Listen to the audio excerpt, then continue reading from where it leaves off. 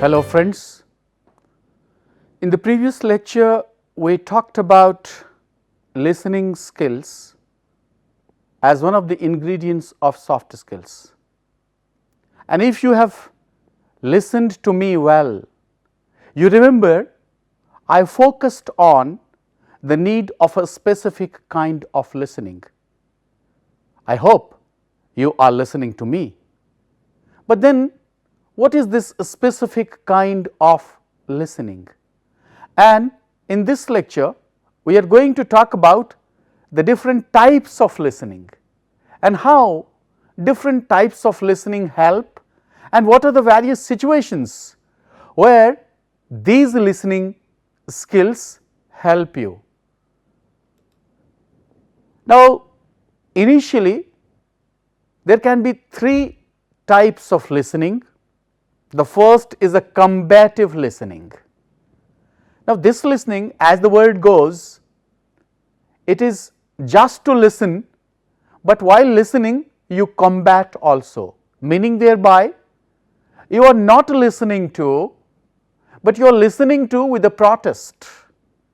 And when you listen to with a protest, what happens? Because the element of protest is more in your mind, listening as a process suffers, you are not able to listen properly. Another is attentive listening. You are listening to each and every word, you are paying equal attention and you are listening to throughout. But when you are listening to throughout, naturally you give rest to your interpretations. And the third is a reflective listening, which is the most important of all forms of listening, because in this listening what you do is you not only listen, rather you analyze also, and you analyze in order that you can relate it and you can make yourself knowledgeable with this sort of listening. This is called reflective listening. There can be other forms of listening also. As I said, most of the time, most of us as students listen to the lectures in the classroom, but when you go to the workplace, you have to listen to different sorts of people in different situations and also on different problems. And in all these situations, listening differs, because when there is a meeting, the meeting is called with a purpose, and when you go there to attend the meeting, you are to listen very carefully. Sometimes a new policy, as I said earlier, is being announced, a new instruction. In organizations, communication flows both upward and downward. So, sometimes good pieces of announcement, good pieces of notices, they actually are circulated from the top to the bottom, and they may not come always in the written form. Instructions may sometimes also come verbally, they may also come orally. So, when you have been called by your boss with a particular purpose to take some notes, you have to listen, and when you listen intently, this is called content listening. Here, with this listening, whatever your boss or whatever your leader or whatever the chairperson says, you listen it, because it has either to be disseminated to the other people or it has to have some other official purpose. So, this comes in the form of content. There is another form of listening which is empathetic listening. Now, if we work in an organization, we are not every time happy.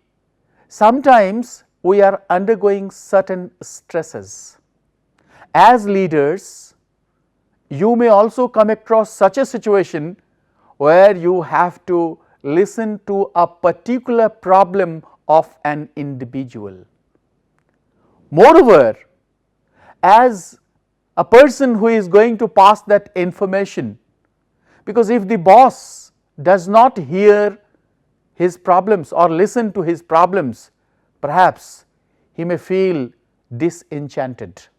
The employee may feel disgruntled, he may be dissatisfied, because organizations are just like a family. We are all the family members, and during hours of crisis, not only the crisis in general, not only the problems in general, not only the official, but sometimes we may have personal problems also, and for that we usually go to share it with our bosses or our dear or near ones. So, in such a situation, a person actually wants to unburden, or he wants something to be relieved of, and this actually requires a sort of empathetic listening, where you feel, where you actually not only you share his thoughts, but at times you may also give him a suggestion, a piece of advice, and that not only softens him, but at the same time that smooths him to an extent that he feels motivated. So, this is called empathetic listening. Then comes appreciative listening. You have read a very significant paper in a conference, or you have a very significant idea.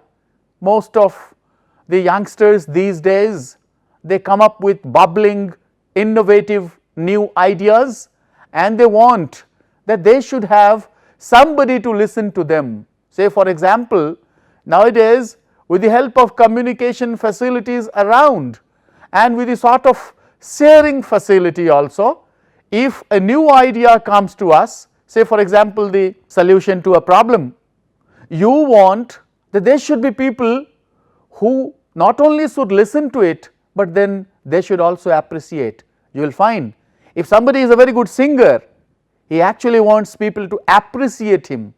In the same way, if somebody has evolved a new policy, if somebody has come across a new mechanism, he actually wants that he should be appreciated, and for that we require a sort of appreciative listening. This actually helps. And then we have analytical listening, where you listen to a person, and after listening to it you analyze. You will often find if there is a crisis in the organization, if there is a problem in an institution, then we try to listen to several parties, the affected parties. I mean, if you listen only to the one party, naturally you cannot take a decision. Moreover, you may also be biased. That is why what as a leader you do is you actually try to listen to both the parties. Say there is a dispute between two people, there is a confusion between two people, and somebody has to take a serious role in it in order that this conflict is resolved, this sort of crisis has a way out. In that case, you analyze by listening to both the parties. Moreover, there are many situations where either you are trying to negotiate, there also you have to be a very good listener. You have to look at the pros and cons of what has been said by one party or the other party when you invite a bid or when you call several people. So, all these forms of listening, as I said, you actually require a specific kind of listening for a specific purpose. We cannot apply, suppose somebody talks about a problem and you simply start analyzing and you are not in a position to come to a solution, that will not be appreciated. You have to enact different roles, both as a speaker as well as a listener, because your employees are your family members and you need to give ear to whatever is being said. So, these are the different forms of listening, but sometimes we start listening with a prejudice. That is what happens. Most of us, as I said in the previous lecture, we actually want to listen what interests us. That we cannot say is a proper way of listening, but then we are at times prejudiced. And when you are prejudiced, we can come across this situation and observation.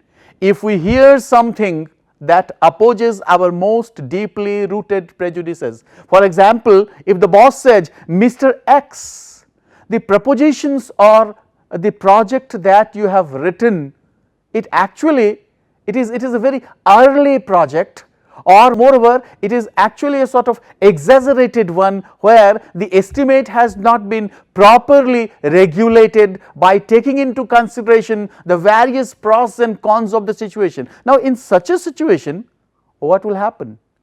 The person, the person who has given this project, he will feel either way, either the boss is prejudiced or the person who has given the project is prejudiced. So, something that opposes our most deeply rooted prejudice, somebody criticizing your color of skin, somebody saying something about your dress, even if in the form of an advice, notion, conviction, because many of us have some hard convictions, some rigid ideas, mores, cultures, complexes.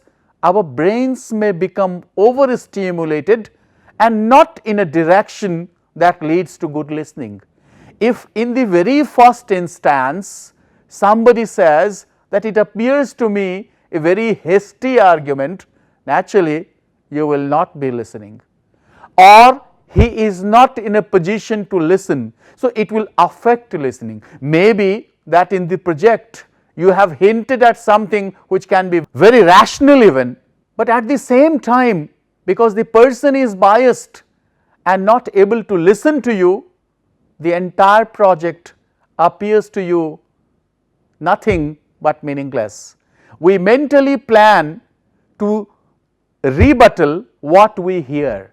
Sometimes we also, because sometimes if you are opposed, so you at the same time you start rebutting, no? You start opposing even what has been said, or formulate a question designed to embarrass the talker. If just in the beginning somebody says something which you feel is in the form of an opposition, what you do is you raise a question which may be very embarrassing, or perhaps simply turn to thoughts and support our feelings on the subject at hand. This sort of listening is a prejudiced listening and nothing can come out of it. Listening in such a situation is threatened and listening cannot take shape. Now, what are the different situations for which we should prepare ourselves either to be a good listener, and how that are going to benefit us? First is conversation. You may often wonder why all of us are not good conversationalists, because we somewhere or the other lack in the power of listening. A good conversation is only one where both the speaker and the listener, they actually come to a sort of symphony, they come to a sort of agreement. So, a good conversation can take place only when we listen to the other party. You will often find somebody saying something and you do not listen to him properly. After some time the talk comes to a halt, the talk comes to a stop. That is why, as I said in the previous lecture, not all of us are good at having a conversation. That is why on majority of occasions our train journeys become very boring, because we are neither a good speaker nor a good talker nor a good conversationalist. So, a good conversation requires a good amount of patience for listening. Then nowadays you will find most of the organizations, they actually have a sort of criteria of recruiting through group discussion. Say for example, so many applications have come and so many candidates are there, but he has to scrutinize some of them. So, what he does is he actually takes the help of group discussion. And remember well, listening is an essential ingredient of group discussion.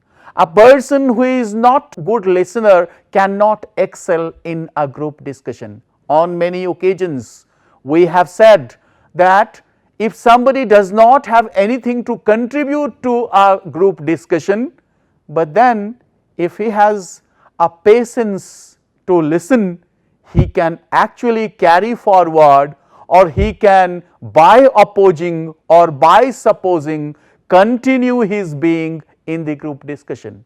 So, if we are not able to hear what other people say in the group discussion, naturally we cannot have the group discussion continue for a long time. So, listening is important in group discussion, and one important part of listening is, it is with the help of your listening power that you are often being, or you often come out as a leader, because you listened to. Every person in the group discussion should be given an opportunity, and every person in the group discussion has to speak, and even a person who is inert, even a person who does not have any idea and runs sort of idea, can do well if he listens to others' point of view. Then comes the organizational activities. You will find that there are many people among us who do not take part in any organizational activity, only because he feels he will have to listen to others. But remember, the success of an activity, the success of an event can result only when there is a proper coordination, and this coordination will come up only when we listen to each other. Remember, for different occasions you will have to listen, and not only listen, but after listening you may also at times have to take an action. There is no need of a person who simply says that he listens to, but when he is asked about what did he listen, he simply is at a cross. So, such listening is not welcome. Moreover, it is also very important, if you are trying to carve a deal, if you are trying to have a deal, it is very important for you to be a good listener. You can always negotiate, we will have a full talk on negotiation, and there we will focus how listening plays a very important role in negotiation, unless and until you hear, because once you listen you also think of the consequences, and so listening becomes very important. Moreover, another significant part of listening, every day we watch during interviews. A very enthusiastic or overexcited person, if he does not listen to the question in totality, question put by the interviewer, he is in a position to answer it wrongly. As youngsters, you will also find amongst yourself that before the interviewer has completed his question, since you know the answer, what you do is you jump to the answer. But do you really know that the other part of the question can be embarrassing?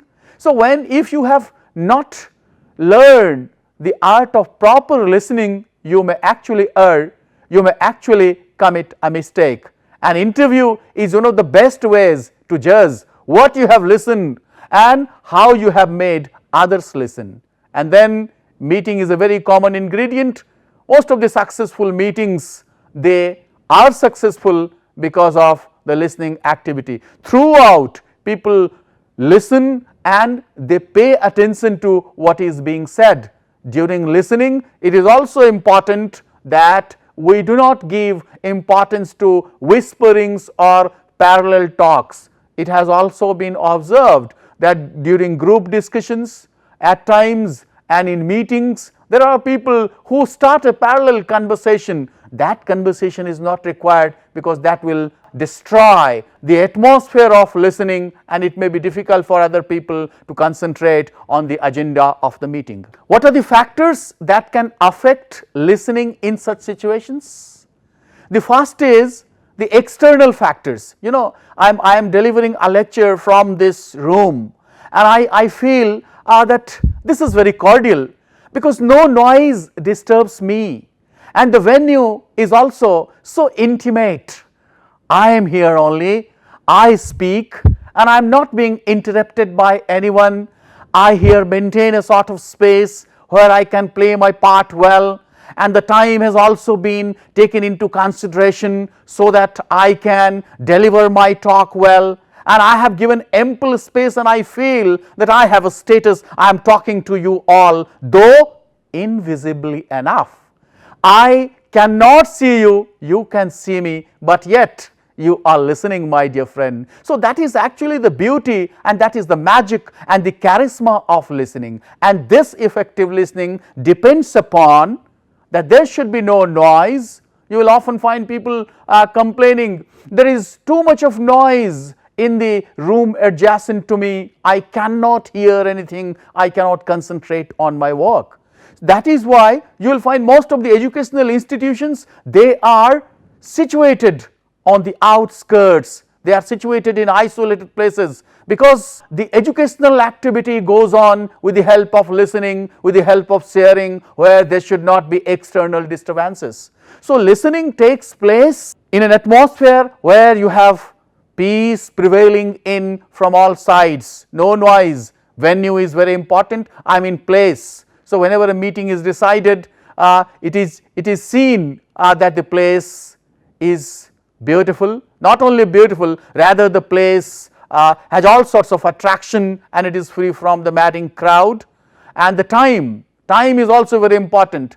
We cannot listen everything at odd hours. That is why when a meeting is fixed, the time of the meeting is decided, a time which suits everyone, a time where nobody can have any problem, and then the culture is also very important. In several cultures you will find people see to it, and rather people expect that everyone should hear, everyone should speak, everyone should listen, and that is how listening may be affected externally because of these factors, mainly the noise, which when you are having a very serious discussion, noise may interrupt, and that is why while selection of the venue and the time, we have to take into consideration how it affects. Now there are internal factors also when listening is at a loss. And what are these internal factors? State of mind. Suppose you are preoccupied, even in a meeting you are preoccupied. As I said in the previous talk on meta communication, that sometimes we try to hide our expressions, we try to hide our reactions, and that is why, that is only because of the state of mind. Maybe we are not in a position to speak, maybe we are not in a position to contribute, maybe we are not in an emotional state to say anything, or maybe because we are distracted, whatever is being said is not heard, because I have already blocked myself, I have already closed my mind. So state of the mind is also very important. It plays a serious role in effective listening. Ego, this is really a disease which is incurable. You know, most of us rather, you know, if my colleague gets a position from where he can address me, what happens? We think, how should he address me?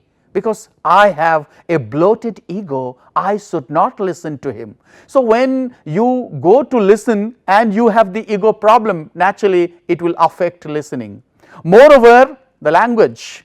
If a person speaks English, or say for that matter some other language, or he uses references from other languages, or he uses words which the listeners do not know, listening comes to a halt, to a grinding halt rather, listening does not take place. And then the way you react to and the way others react to in situations, there are different perceptions. So when we have different perceptions, once again we do not want to listen. So listening is affected not only by external factors, rather they are also affected by internal factors. And you know, we cannot listen unless and until we are free from ego classes, we are free from clone thoughts, we are free from becoming rigid categories, we are free from ambiguity. Naturally listening cannot take place.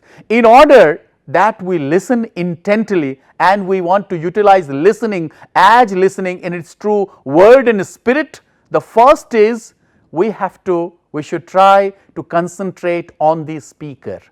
You see, in the very instance, there are some people who judge the speaker. But then, as I said, you should not judge the speaker on the basis of his appearance, rather the speaker should be judged on the basis of his thoughts. And how can we understand his thoughts? Only when we concentrate on the speaker. So, first thing is concentrate on the speaker, look at him, pay attention and look at him in such a manner that it appears quite natural, quite congenital, not imposing. And even when you give a glance, the glance should have a welcome signal and it should suggest that you have come there to learn, you have gone there to gather some information.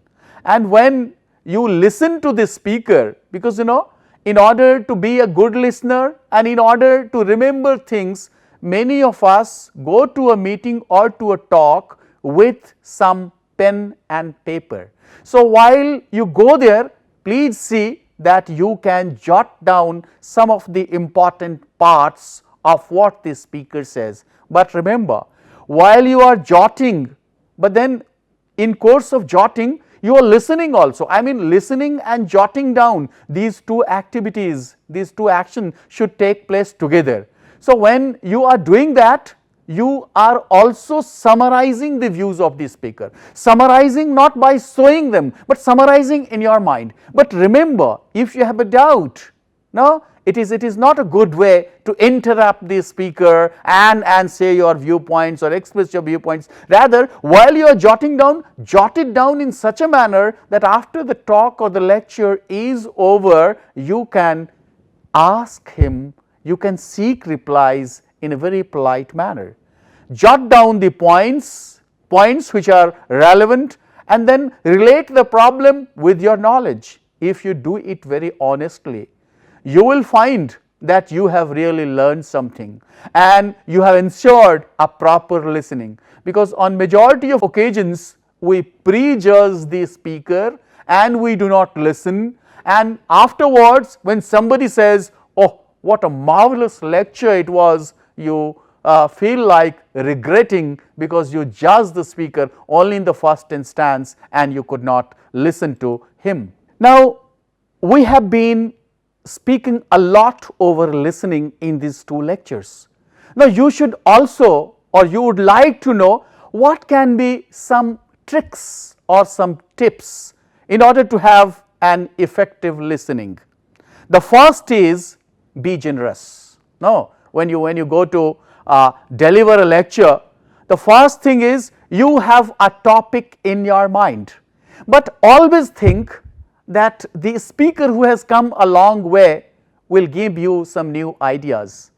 The speaker will have some innovative ideas to share, and that is possible only when you go with an open mind. Most of us go there to listen with a biased mind, with a prejudiced mind, and that is why we are not able to concentrate on listening. While concentrating on the speaker and maintaining an open mind, please show your interest, that you are very much interested in the talk.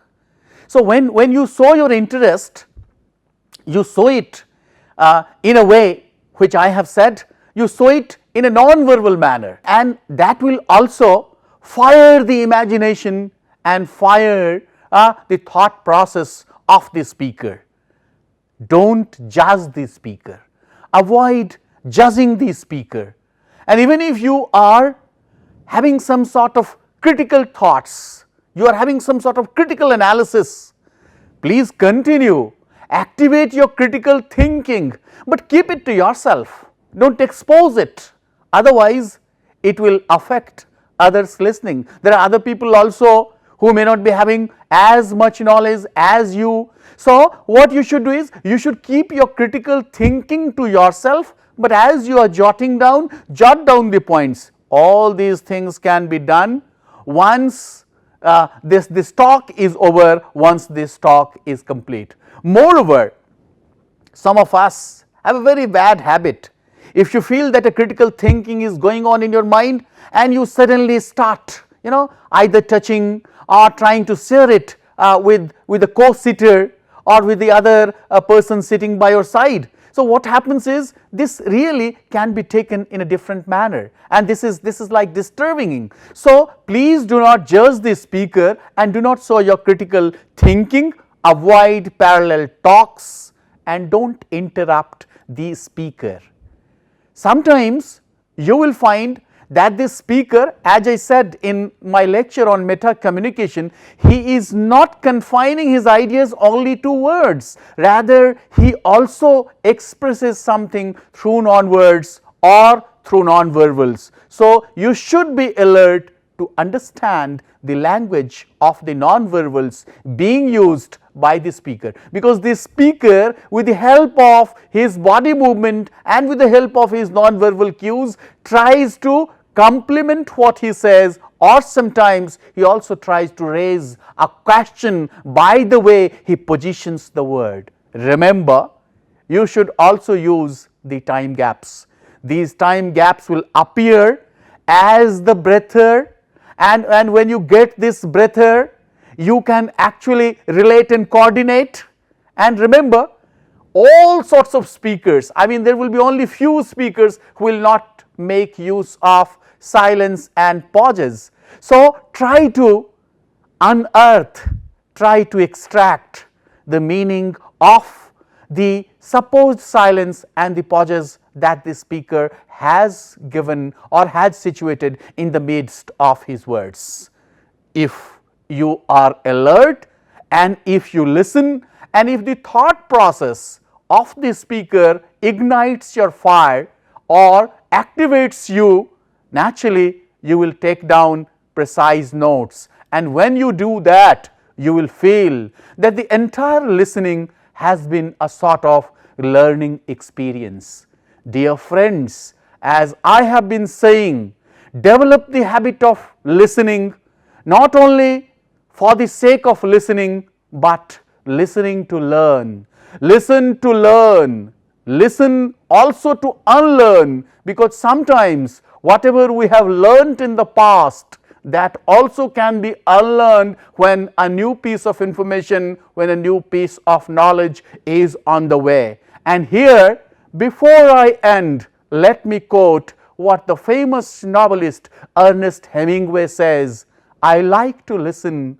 I have learned a great deal from listening carefully." And then the last lines that he says is, "Most people never listen." But I am quite hopeful, and I anticipate that all of you are very good listeners, and you will enjoy listening not only to the lectures, but you will also listen it to learn and listen it to make yourself wise enough. The need of the hour is to listen to learn. It is not important simply to hear, but it is also important that whatever you hear, you try to transport or transfer it to listening, because all listening gives you new experiences, new knowledge, and makes you a successful person in the days to come. I hope you will listen, and listen for sure. Thank you very much.